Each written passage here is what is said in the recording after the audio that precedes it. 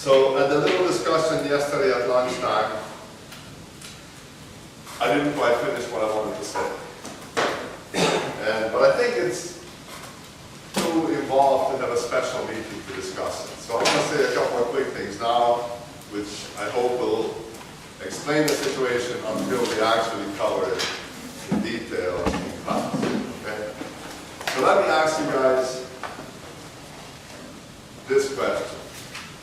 If I have an electric dipole, permanent electric dipole, I glue two charges onto this pencil, and then I put this in an electric field, okay, what is the energy of the system?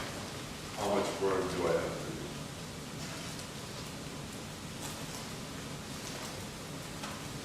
do? Align it with the field. Arbitrary direction. Field E, vector, dipole P, another vector. What's the energy?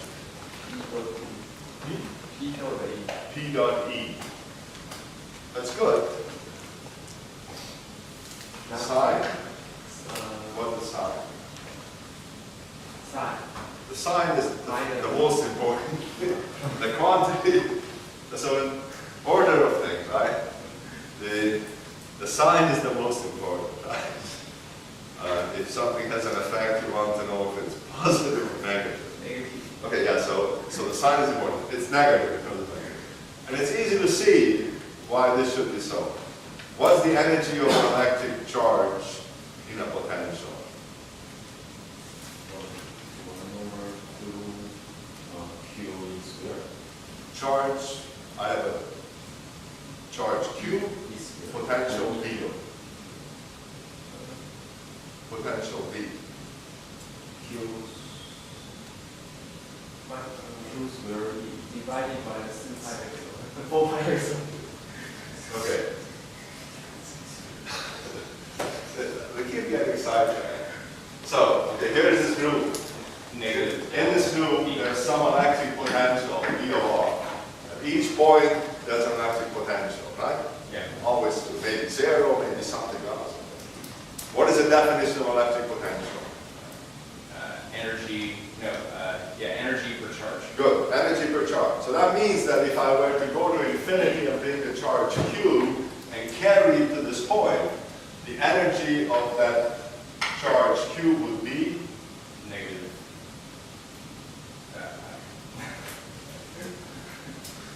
if the potential is energy per charge, then the energy is the potential times the charge. Times Q. Right? This is just a definition of potential, right?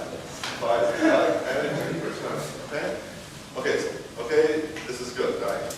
So I have some potential, I don't know what it is, but if I bring a charge here, this is how much work I have to do. I bring it from infinity, put it there, that's how much work I have to do. Now, if I bring a dipole, that means I bring two charges. Right?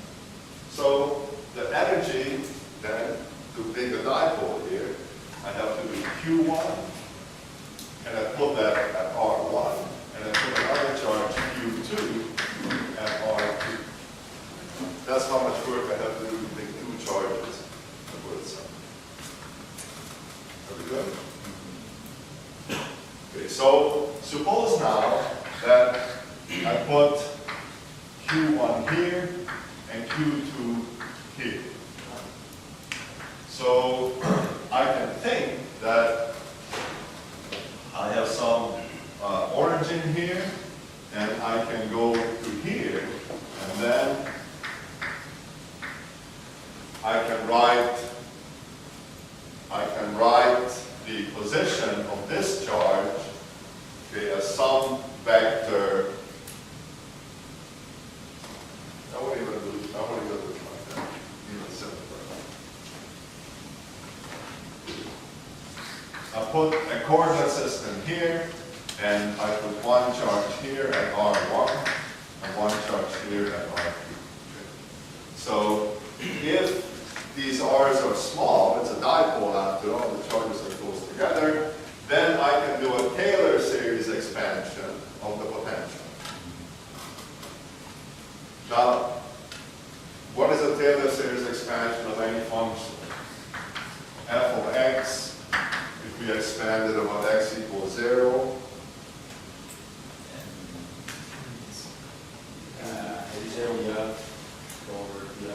It's dx over dx times x plus 1 over 2 fraction.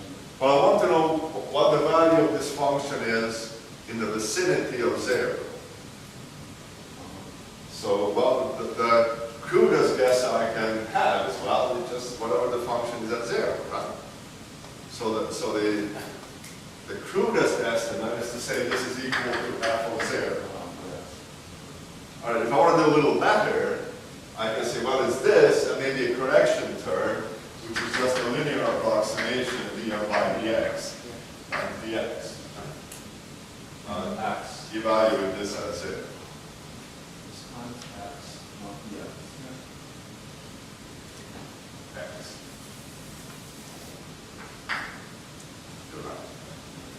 Delta. If you do it at any point in the delta. And like this. Is everybody happy with this? What's the next term then? 1 over 2 plus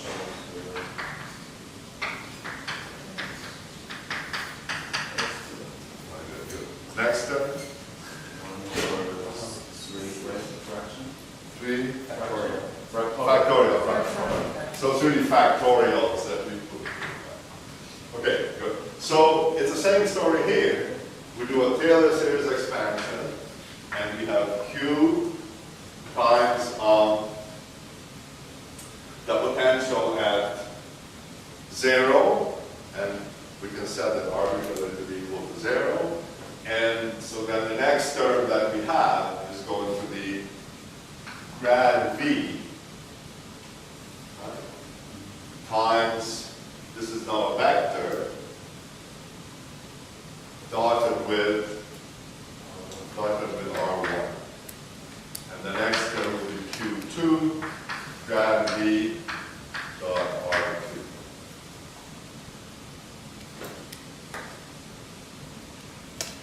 Potential is like potential energy. It doesn't matter if you add a constant to it everywhere. It's only potential different than that. So, okay, so this, and then we then recognize this guy here as what?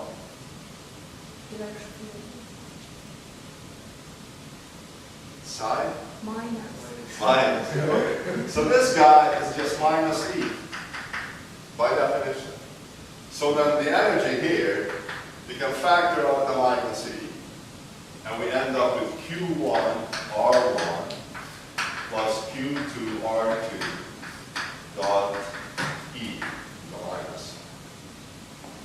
And then we recognize this thing as the dipole.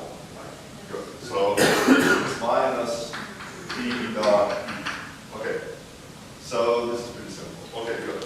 So we're happy with this. Now what happens if it's not a permanent dipole? What happens is, if it's a polarizable molecule, that becomes polarized by the electric field. Then P should be related with P. I mean, P should be related with E. Right. So P is P is proportional to P. times, yeah. So we have an E squared. So, yeah. Sorry guys. Very much for being here.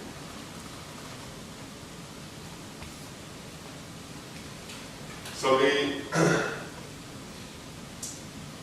energy of an electric dipole, which is permanent, is minus P dot E. And the energy of an electric dipole, which is an induced dipole, in a field is, this is what we want to know. It should be like this.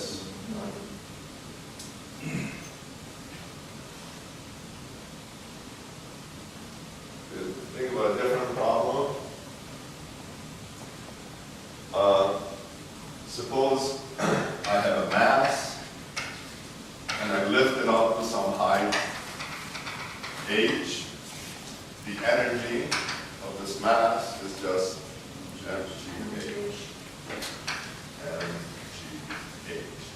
So I can kind of think of that as a distance times the gravitational force.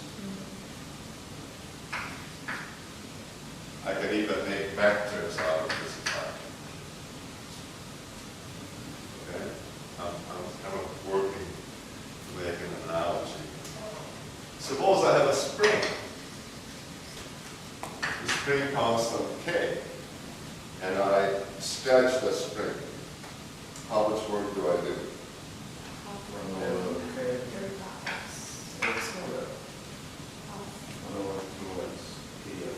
One half kx squared. Okay. So, and so the thing here is that here the force is a constant. But here the force is 0 when I start. And it builds linearly to some final value at the end. So if I write this in terms of the distance, x, times kx, this is the force, and I need a half out here. And so I get 1/2 the distance times the force. So if it's a kind of an induced thing, if it's something that you do, you get a factor of 1/2. Because when you start to make the deformation, there's no restoring force, and at the end, you have a large one, so you get a factor of 1/2. The same is true with an induced dipole, and so it's minus 1/2 P dot. For the same reason. And P is just proportional to E.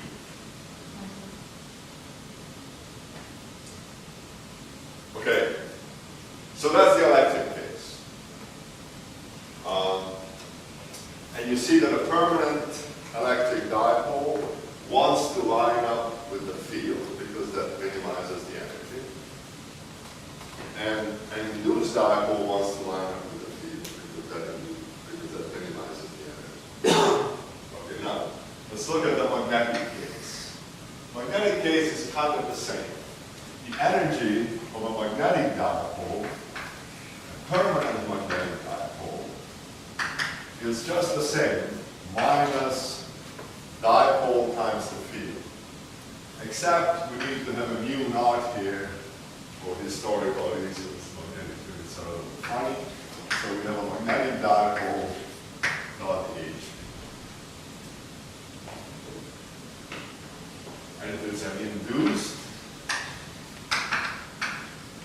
same story, minus 1/2 mu naught and dot H. And we have again that the induced moment is proportional to the field of time H.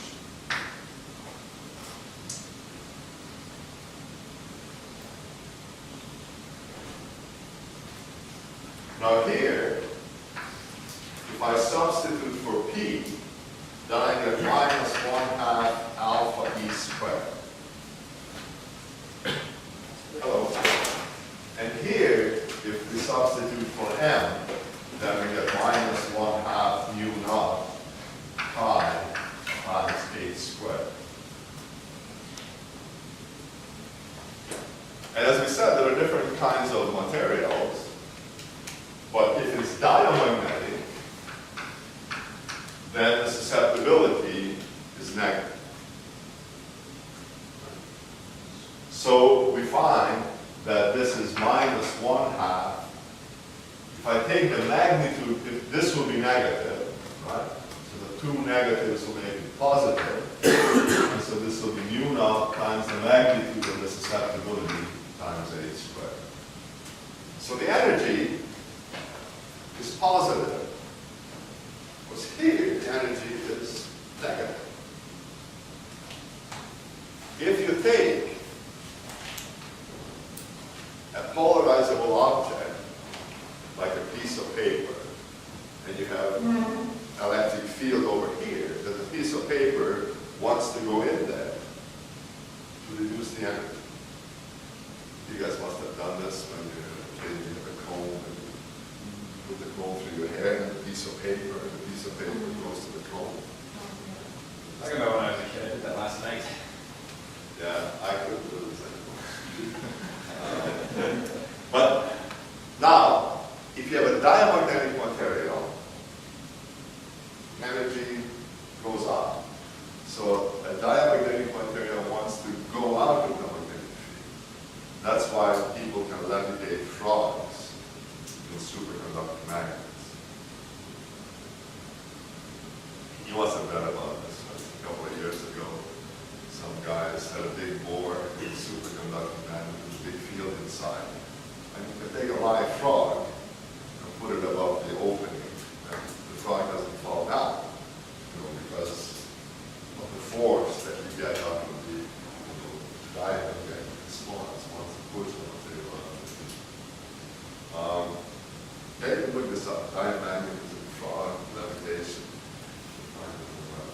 Okay, so now we have the idea that a molecule, we said, had a large negative value for the perpendicular orientation and a small negative value for the parallel orientation.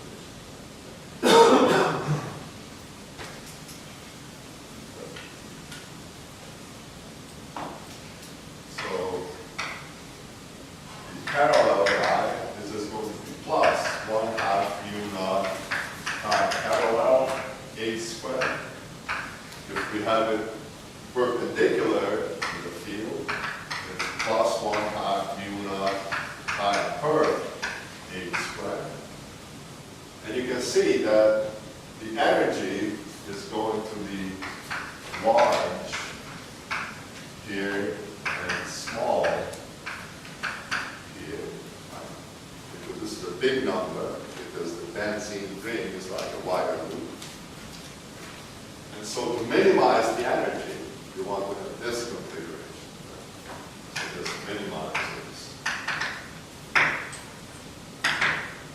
So the molecule wants to line up with the magnetic field. Okay? I'm trying to read from your faces if you're happy or not. So, give me a look. Okay. What about the paramagnetic? Paramagnetic is opposite, right? In the paramagnetic, first of all, the paramagnetic field is a permanent moment there, right? And so it doesn't work like this, right? But the dipoles line up with the field, right? So paramagnet gets pulled into the field. So it's opposite. So the energy will be negative. To this case. Well, it depends on which way the thing is oriented. But it's a permanent dipole, so the energy is minimized and they line up with the field. Yeah, and the susceptibility is not negative, it's positive. Well, the molecular susceptibility is, you can assume that it's zero because it's a permanent moment which is there even without a magnetic field. Even though it's a small, it's like partial, even though it's not as big as a ferromagnetic. No, on the molecular level, the difference is negligible. At the molecular level, or the atomic level, molecular level, there is a permanent magnetic moment. It's just that a ferromagnet is arranged in such a way that these guys want to align together, whereas in the paramagnet they don't want to align together. So, and that just depends on how the dipoles are arranged in space. If you put two dipoles together this way, they want to be oppositely aligned. This way, they want to be parallel aligned. So it depends on, which of these effects wins, which depends on the nature of the lattice where the dipoles are located. We'll talk more about that later. All I want to say right now is that there's a simple way to look at things where you can see why diamagnetic molecules want to align so that the small polarizability is along magnetic field. More questions, comments? I have a question. If we have a single, let's say, magnetic moment of some molecule without any external forces and only magnetic field, its magnetic moment would like to align against the field, right? With the field. With the field. With the field.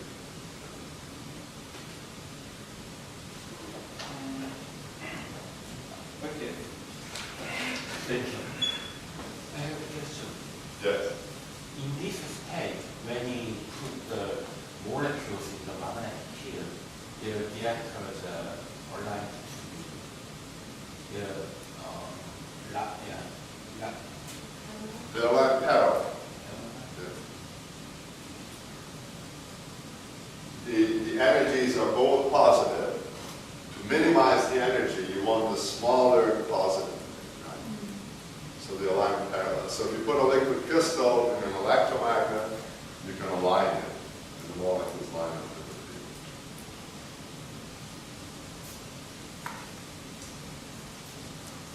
field. Okay, moving on. Does anybody have any quick jokes while I erase the board? No? We need humor, laughter. Okay, so this is just a kind of recap of yesterday. So, now the next thing I wanted to mention was this business of phase space.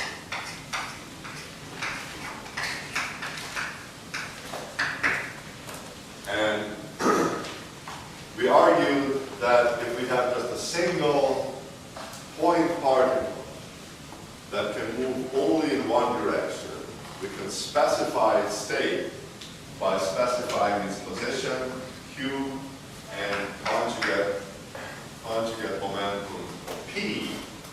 And the uncertainty principle says that we can only define regions in this phase space whose area is, okay, the area is dq dp, but it's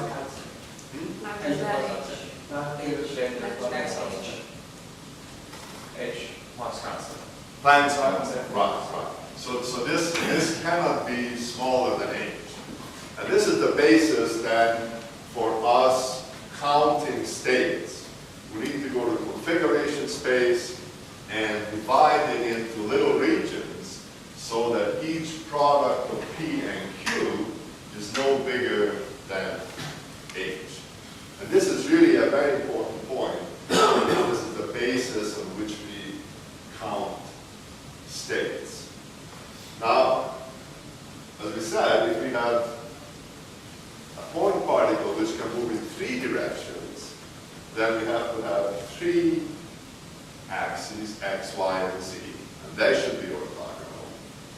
And we'll have conjugate momenta, 3 of those, px, py, pz, and they have to be perpendicular to each other and to the x, y, z axes. So we have to imagine 6-dimensional space with 6 orthogonal axes. Okay, so we cannot draw a picture, but in principle, we can imagine it. And if we have a rod, not just a point of rod, then how many views do we have?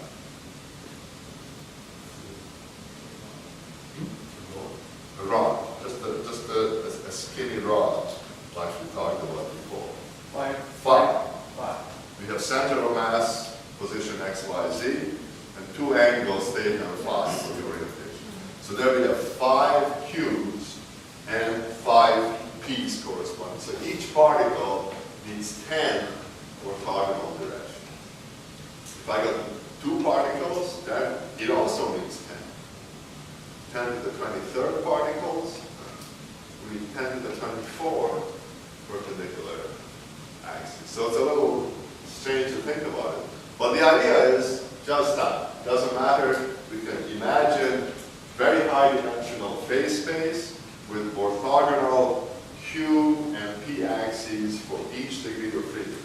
That is, for each particle, we can have 3 of each, or 5 of each, or depending on the system. So basically then, we can formalize this a little bit, and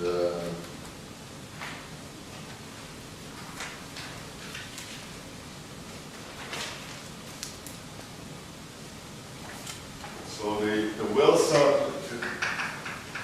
Wilson-Sommerfeld quantization condition, tells us that the number of states, so this is the number of states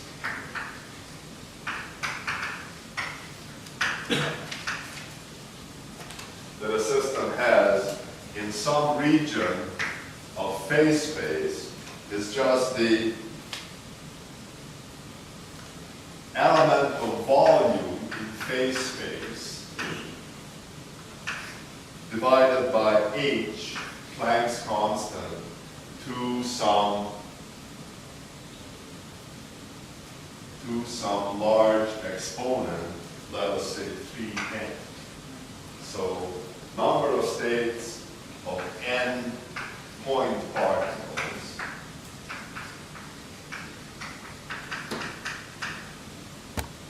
in some region of phase space is just the volume of phase space divided by h to the 3n, because each particle will have 3 degrees of freedom, position and momentum, the product of which gives us an h.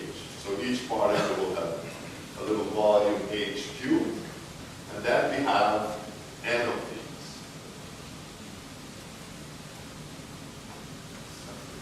Multiplying these together. Everybody happy with this?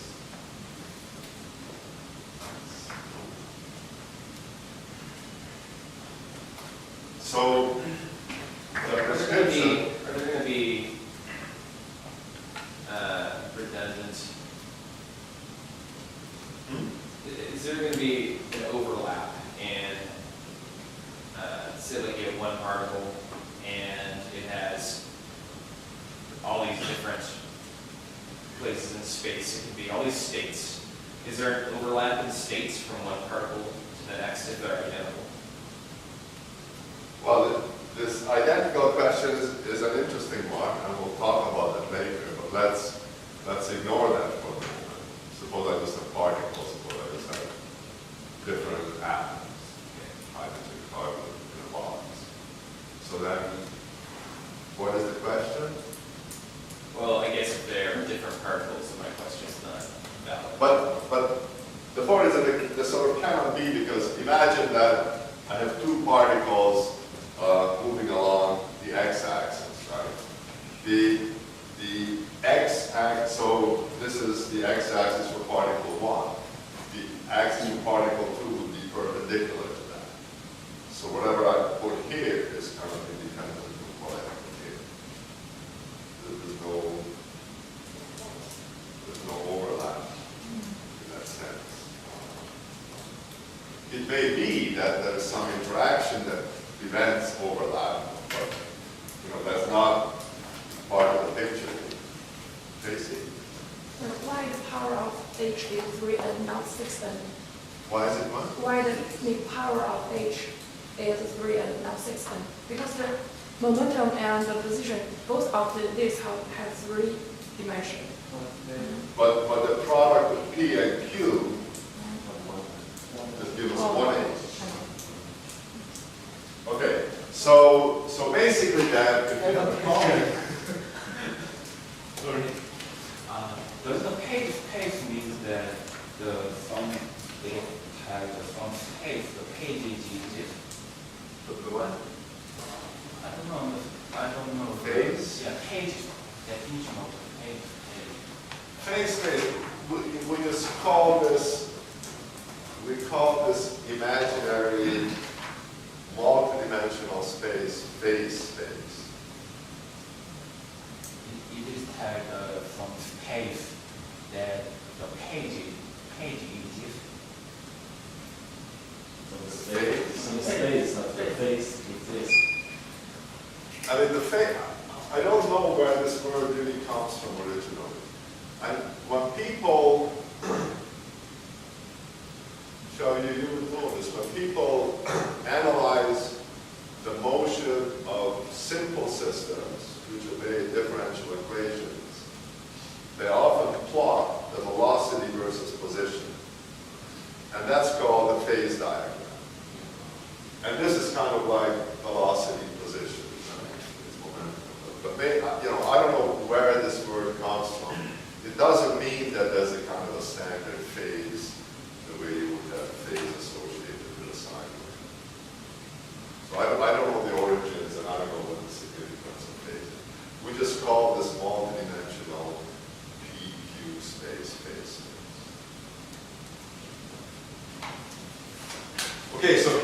have to take the product of, for each particle, we have particle 1, it will have an x momentum, and it will have an x position. That's for particle 1. And for particle 2, okay, because these are orthogonal axes, we have to multiply.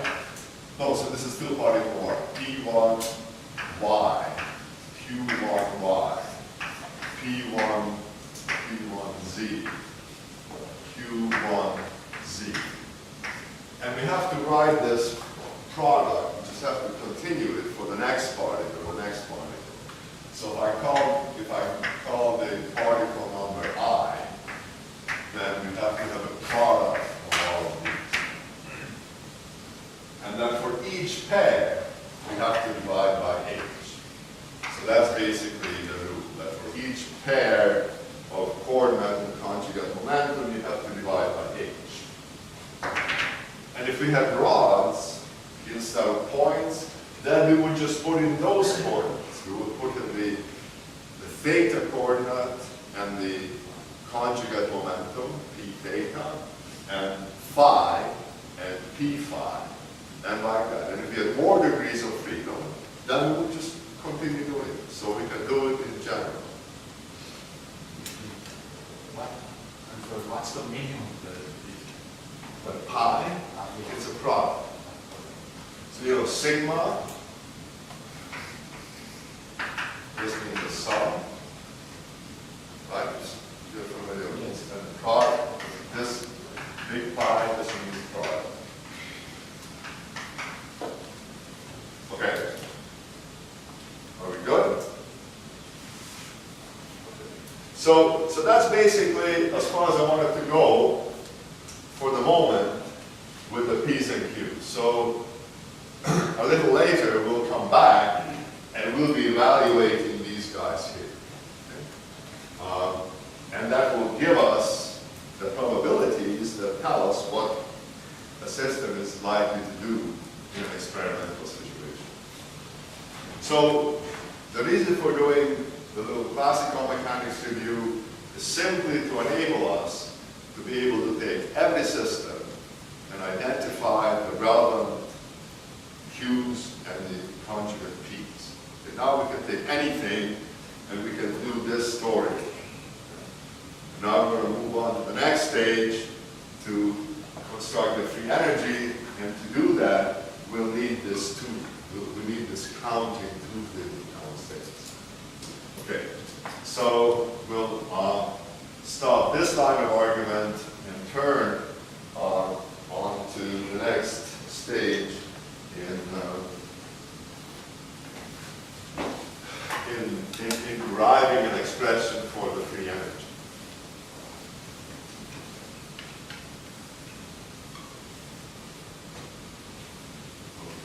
Now, before I start to do that, there's one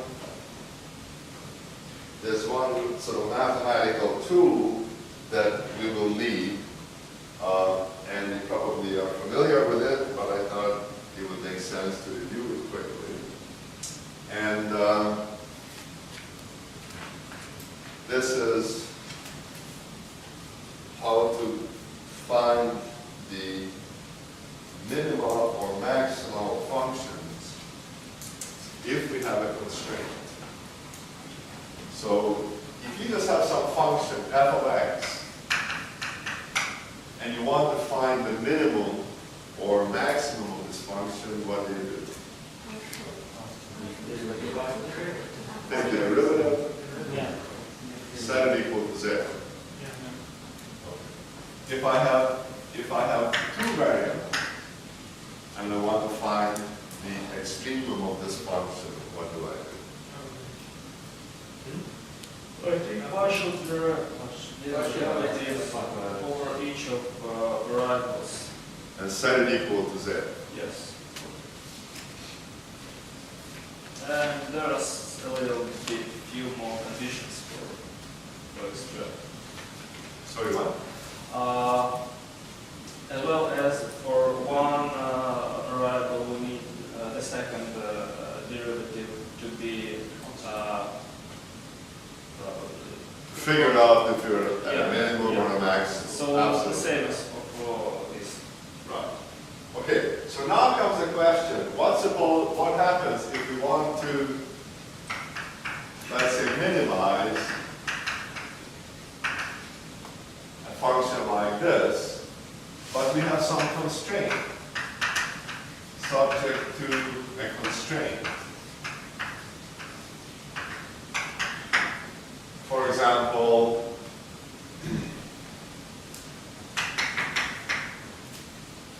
y equals x squared. So we still want to find the minimum of this function, but we don't have complete freedom in just looking for the minimum. We can only look for the special cases where y is equal to x squared. So we have a constraint. What do we do?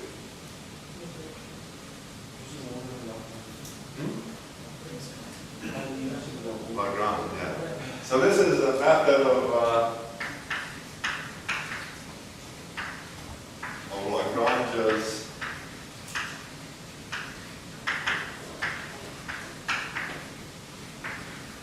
of undetermined multipliers. Undetermined multipliers.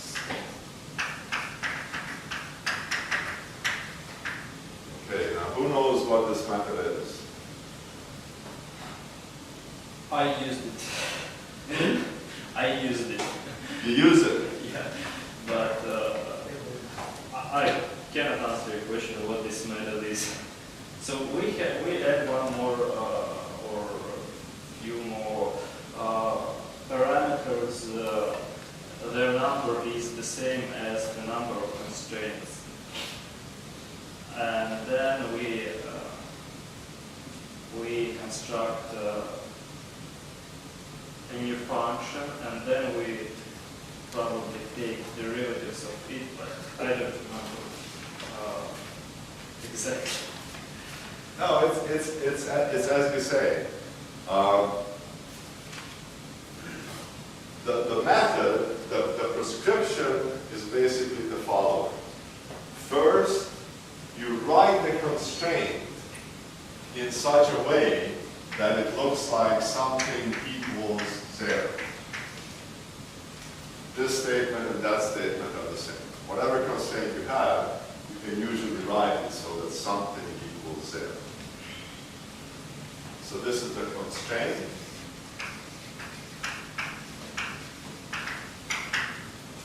And then the prescription is, instead of just minimizing the original function, you want to minimize f of x and y plus the constraint. So you take some unknown scalar, which is Lagrange's undetermined multiplier, and you multiply by the constraint condition written in this way. I'll write it like this. And what's the name for that scalar? I mean the letter. How do we call it? Is it Lambda. lambda? Is it lambda? That's lambda. It may be, it's handwritten, so there's some freedom of expression. But that's lowercase.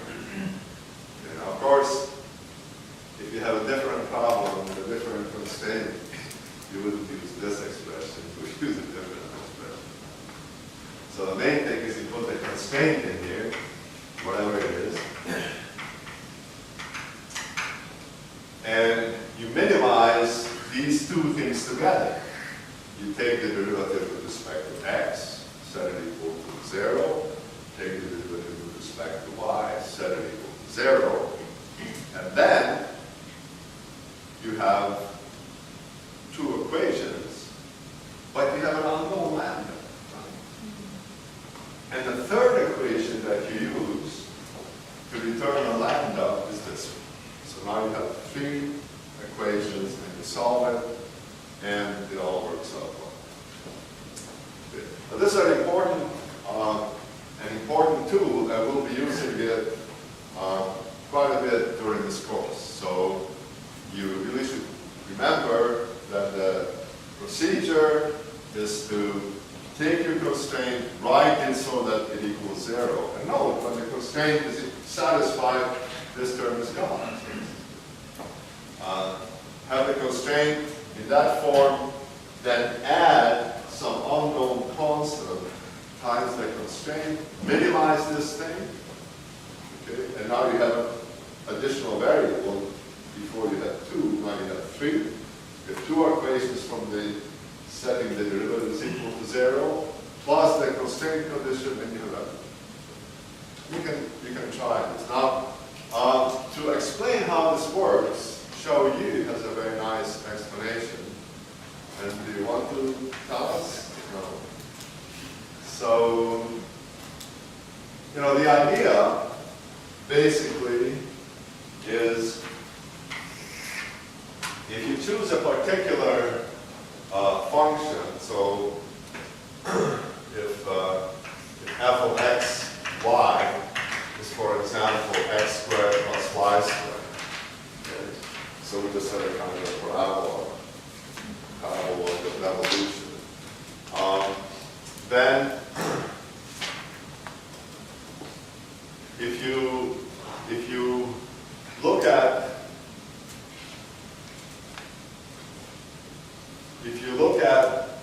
regions in the xy plane where this function is a constant, so this is the xy plane, then you just get contours like this.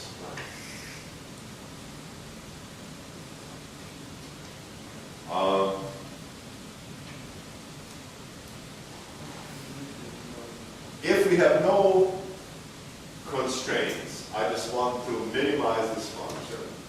I take the derivative with respect to x, set it equal to 0. I take the derivative with respect to y, set it equal to 0. And that really is the same as taking the gradient of this function and set it equal to 0. The gradient is a vector, partial with respect to x, partial with respect to y. So it's the same thing. Now, this is a vector, and this vector is a vector which is normal to the surface in general. In this case, it's normal to these lines. It has different magnitude, but this is the normal. So if I evaluate the gradient, depending on where I go, I get this value. Of course, the minimum of this is over here, and at that point, the gradient is going to be 0. The gradient, you find that this gradient changes both direction and magnitude, and it's 0 over here at the minimum. Now, if we have a constraint, then that constraint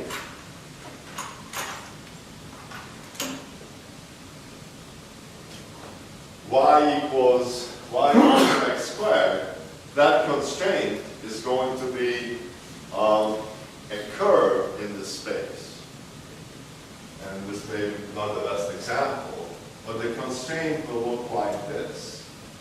So this is the constraint.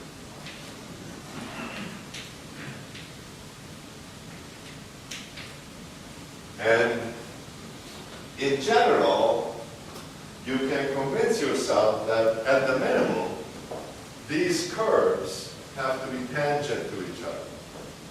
If you imagine not this constraint, but imagine some other constraint, and the line going like this, then clearly that the minimum will happen where these two things are touching. And at that point, the normals are going to be pointing in the same direction. Okay? So with the normal and the normal of the constraint,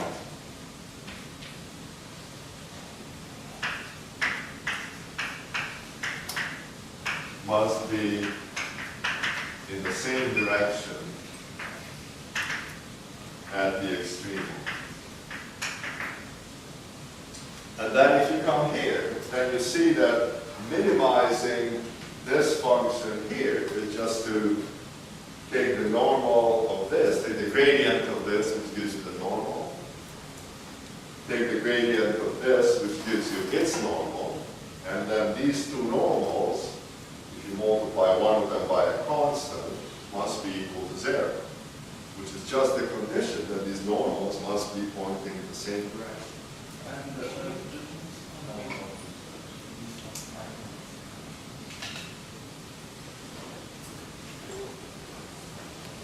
We're going to have to leave the really simple.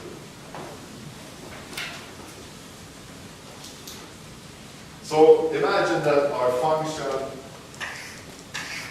is this parabola. So imagine that you're looking down the z-axis and you have this parabola. And then imagine that our constraint is some curve in space which looks like this. Okay? So now what happens? You know, if I'm here, then I'm very high up, right? Then as I come, I'm coming lower and lower, right? The closer I get to the middle, these guys indicate that I'm lower down. I'm lower down, so I'm low down, and then I'm going to go up again. So at the extremal point, these curves have to touch. And because they touch, the normals must be in the same direction. They may have different magnitude, but the direction must be the same if they are tangent. And this minimizing this is to take the gradient of this function set it equal to 0, which means it's the normal of f plus a constant times the normal of the constraint must be 0. And that's just the same statement that they must be collinear. They point in the opposite direction, but they have to be parallel to each other so that when multiply one by a scalar, you can make them disappear.